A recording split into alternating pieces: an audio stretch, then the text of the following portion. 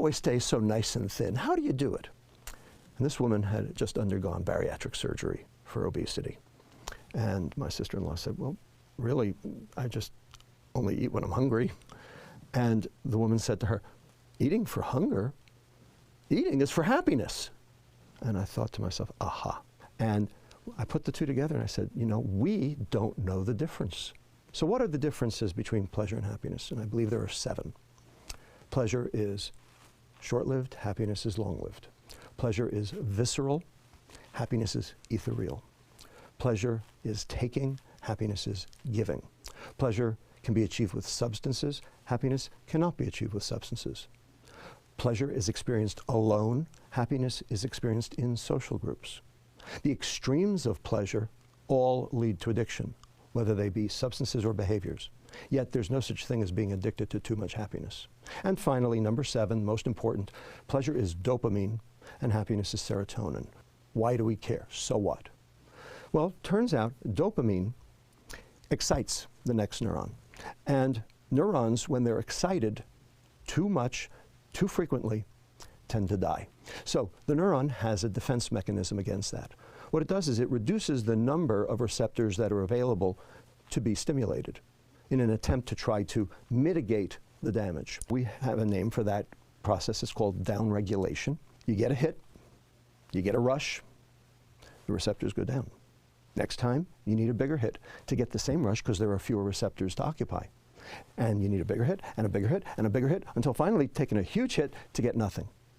That's called tolerance. And then when the neurons start to die, that's called addiction. Serotonin, however, is inhibitory. It's not excitatory. It inhibits its receptor to provide contentment, to zen out, if you will. That feeling of one with the world, if you will. That thing we call happiness. Now, there's one thing that downregulates serotonin, dopamine. So the more pleasure you seek, the more unhappy you get. And Las Vegas, Madison Avenue, Wall Street, Silicon Valley, and Washington, D.C.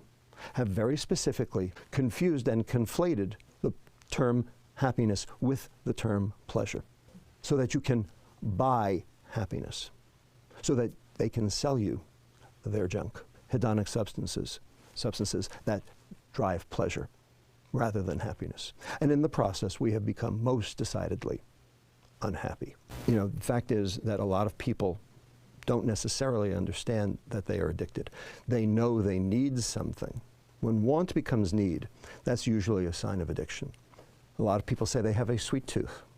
That's usually a sign of sugar addiction, if they say that. If they find themselves not being able to concentrate on their job or on their family because this craving is calling to them and it's interfering with their daily life in some fashion or in their work, that's usually a sign of addiction.